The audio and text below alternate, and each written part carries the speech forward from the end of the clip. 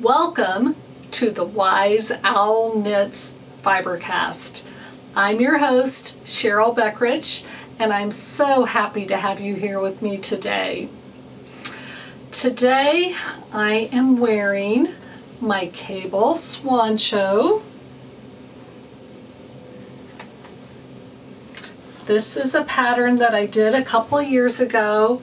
It is knit with Skeins yarn, Skeins Southlander Bulky, though you can also do it in Skeins Southlander DK, which is more of what we in the United States would call a worsted weight yarn. It's the exact same size as Cascade 220. So, and the bulky is, I would call more of an Aran weight yarn, is the way it's classified here. So things from country to country are just a little bit different, but it's fabulous yarn, and one of my favorites. It's great for cables. It's got such good cable definition. So Skeins Southlander, check it out. Always, not always, but currently a good exchange rate between the United States and New Zealand. So even though you've got international shipping, the exchange rate is so good, it's sometimes still less than you can purchase yarn here in the United States. So check them out. So that's what I'm wearing, the cable Swoncho. And this pattern and all of my patterns are available on my website, which is wiseowlknits.com. I am Wise Owl Knits with 2 S's on Instagram. My email is cheryl@wiseowlknits. So you can message me on Instagram, or you can send me an email if you have questions or comments. You can also find me on Facebook, though I'm not there nearly as much as on Instagram. And of course my YouTube channel, which is Wise Owl Knits. So those are all the places that you can find me, and I appreciate you supporting my little design business. Okay, I have been working on a few things, though. The week after Christmas, my husband and I did a trip up to Michigan just for a couple of days, and it's about a 3-hour drive each way, so I got some knitting done on the way there and the way back. But once we got home, first he got a bad cold, and then of course he was so nice to share that with me. So I had a few days, really 4 or 5 days, where I was kind of down for the count and didn't feel like knitting, didn't feel like eating. Coffee didn't taste good. So you know you're sick if you don't want any coffee and you don't feel like knitting.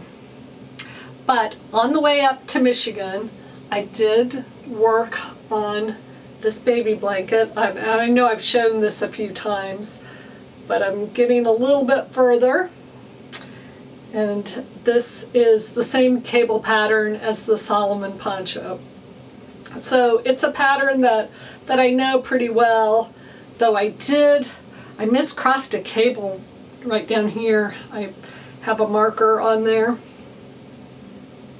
Right there, I miscrossed a cable. So I'm going to fix that using a duplicate stitch method, and I will try and film that and include that on a future podcast. I do have that demonstrated. I've got a channel that's got some tutorials, and it's called Knit Wise, and there is a video specifically on fixing a miscrossed cable without ripping back. So it's something that you can do after you're done, and it really, you would never know it.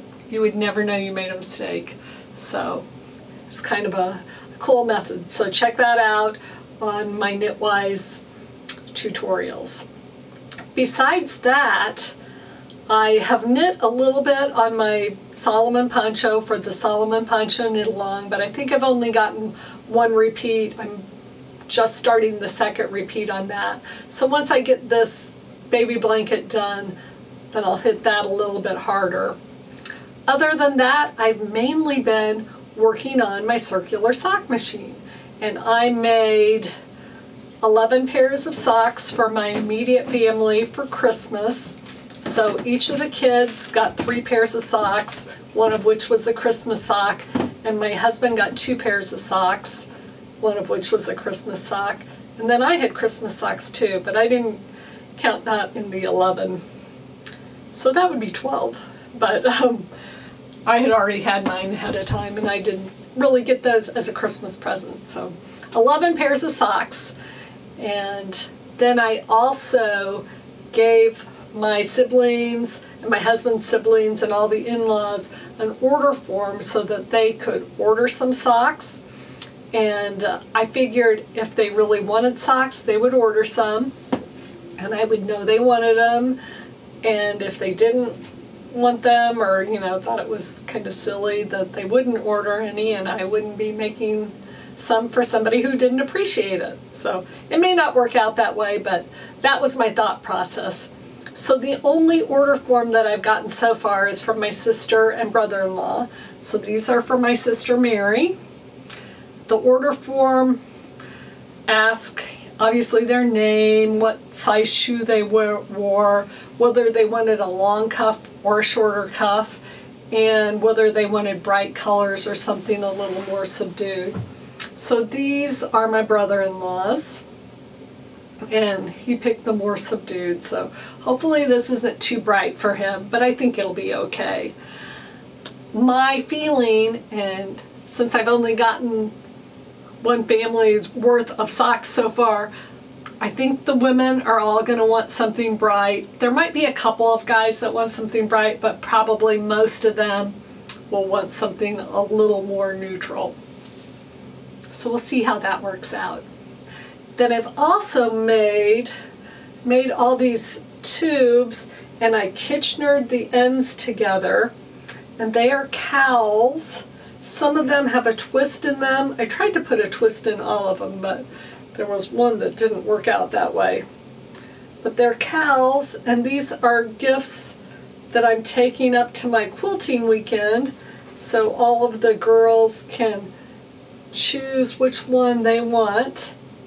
And I'll show you how they work here. It's just a tube, put it around your neck, and you can wear it like that if you wanted to, or you can double it, wear it like that as a KAL. So I thought that was a good idea for this group, because then I didn't have to worry about sizing for anybody or lengths of cuffs, and these were really one of the easier things to do, other than Kitchenering 64 stitches in a circle. It's not hard, but it takes a little time. So that really is the bulk of what I've been working on since the last podcast. Of course, we had Christmas in there, and that's a busy time for everybody. We had our immediate family here in the morning, and then we had my husband's family in the afternoon, which is his dad has 3 siblings, so all of his first cousins, and then all of their kids, and then now we're down to another generation, some of those kids too. So we had about 60 people at our house for Christmas. And our house is not huge. We have a 3-bedroom ranch house. We do have a garage that's heated, which is really helpful on Christmas, because we set up tables out there, and it still looks like a garage, but we try and clean it up just a little bit. And if you're one of the senior members, you get to sit at the dining room table. The kitchen table is basically the buffet, so there's no seating there. So either you make it to the dining room table, or you're in the garage. And the garage is really fun too. It's especially fun to watch the young adults and the teens all interacting, and you know, being friends. It's fun that cousins are friends. With that, we'll move on to knit-alongs. So I've got the Solomon Poncho knit-along that is happening right now, and that, I have this folded over, but that began the day after Christmas. This is not a good way to show this, but you've seen pictures of it before, and I'll put up a nice picture of it. That's what I'll do. That would be better. I kind of like this setting, but it's a little harder for showing things, especially big things. So the Solomon Poncho knit-along began on the 26th, and that goes, I believe, until the end of March. I'll have to double check that. If that's incorrect, I'll pop that on the screen too, but I think that goes till the end of March. Then I've got the Wildflower knit-along. And this is the Wildflower, the adult version. That is beginning March 1st and goes through the middle of April. This is the child's version. It's about a size 4. And that child's version is going to be for my niece Michaela, and then I'm also making one for my niece Ellie, who is an adult extra small. I think she's a 7th grader, and I'll be using this lovely kit from Holly at Mystery Mouse Yarn for Ellie's sweater. So I plan on getting that yarn all wound and taking with me on my quilting weekend, and I'll get started on that. The kits, there will be 3 different kits from Mystery Mouse Yarn, and those are going to go on pre-sale on February the 1st. And there will also be some lovely bags from Susan at Delightful Works, and I think she has 3 different versions of the bag that you can also order from her. And I believe those will go up for sale or pre-sale on February the 1st also. The adult version of the pattern is already available, so you can go on my website and get that. But the version for babies, kids, and teens will also debut on February the 1st. So February the 1st is an important day for the Wildflower, and then you can get everything pre-ordered and ready, and if you're not ordering yarn, choose your yarn at home, and you'll be ready to go on March 1st, and we'll all knit our wildflowers. So that will be fun. The other knit-along that you need to be aware of, and you probably are, is by my friends Amy and Denise of Two Sisters and Some Yarn. They are doing a murder mystery knit-along, and Amy has written a story about a murder, a mystery murder that is set in New Orleans, where she's from just outside of New Orleans, but basically everything happens around New Orleans and the French Quarter or the different parts of town, and every week there's a new chapter of the story, and there are clues that you can get from a whole bunch of different podcasters, which I will stream the names of those along the bottom here so that I don't forget anybody. But watch every week, watch all those podcasters, and you'll get that week's clue. The second installment of the story came out either Sunday or Monday, and I do have a clue. I don't know if it's a real clue or if it's a red herring. The clue has to do with football, perhaps? Roll Tide. That is the clue. So hopefully that helps you out. It may not. It may just be something to throw you off. A red herring. But just write that down, and hopefully that will help you solve the mystery. So if you've signed up for the murder mystery, and there's on, I probably didn't get to this, but on Two Sisters and Some Yarn's Instagram page, if you click on their profile name, it takes you to their profile, and they've got a link tree on there, and the link tree has a link to a form to sign up for the knit along so that you'll be eligible for prizes. You can play along no matter what, you don't have to sign up, but in order to win any prizes you need to sign up. And then there will also be a link to the first installment of the story and the second installment, and every week there will be a new one until the end of the mystery, and hopefully you'll have it figured out by then. So there's prizes for just participating. Not everybody gets a prize, but there will be drawing among the participants. There will be a prize if somebody actually gets it right. Amy doesn't think anybody will, but I think, you know, there's a lot of smart people out there, so somebody's going to get it right. So anyway, that's the whodunit from Two Sisters and Some Yarn.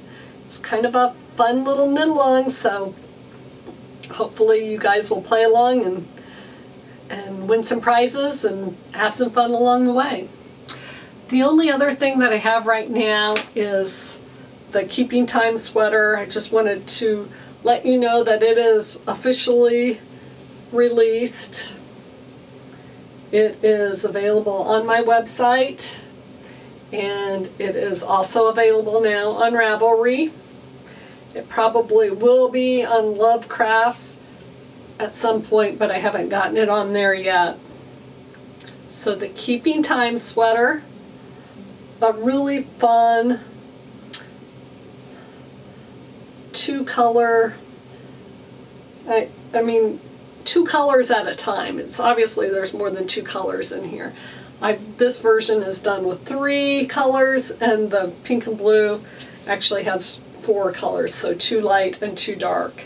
And that's how the pattern is written, for 2 light and 2 dark.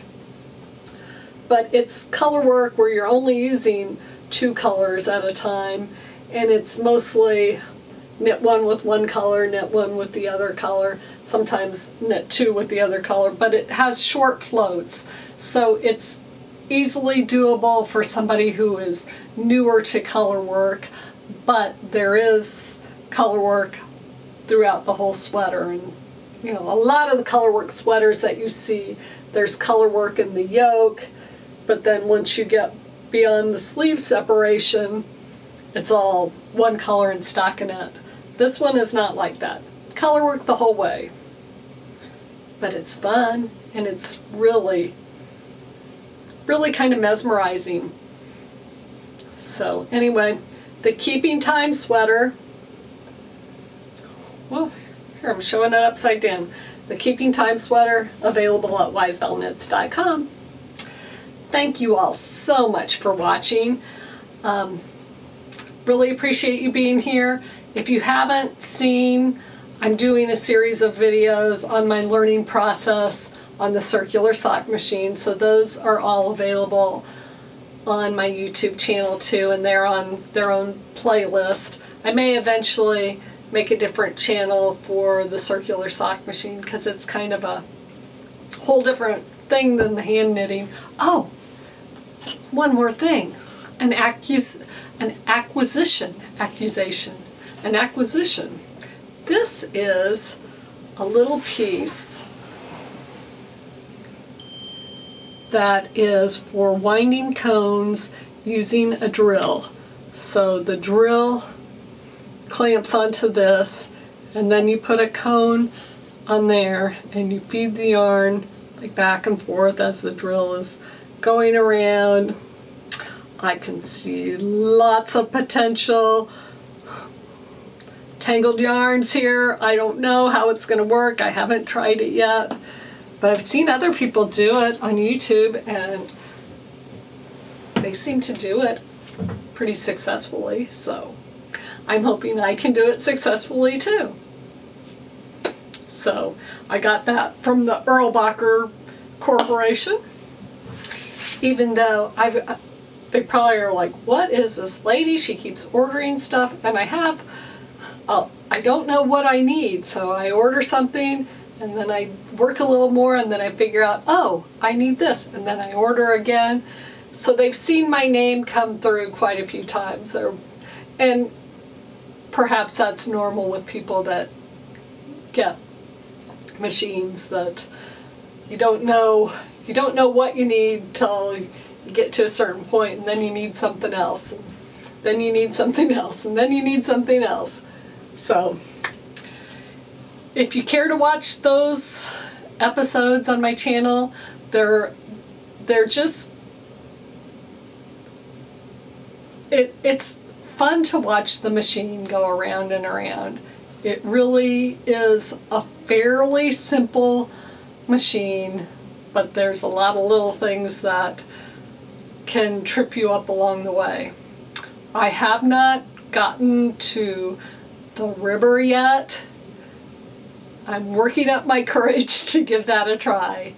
And it can't be, I'm sure it's going to take a little getting used to, because you have to have it timed and positioned just so. So I think that will take a little bit of trial and error before I get that. So pray for me that I have the courage to try my ribber. That's a silly prayer. But thank you all so much for watching. I do appreciate you being here. If you like what you see, please subscribe, like, leave me a comment, share with your friends, and come back again next time. Hopefully it won't be quite so long between this episode and my next. Thank you so much. Bye.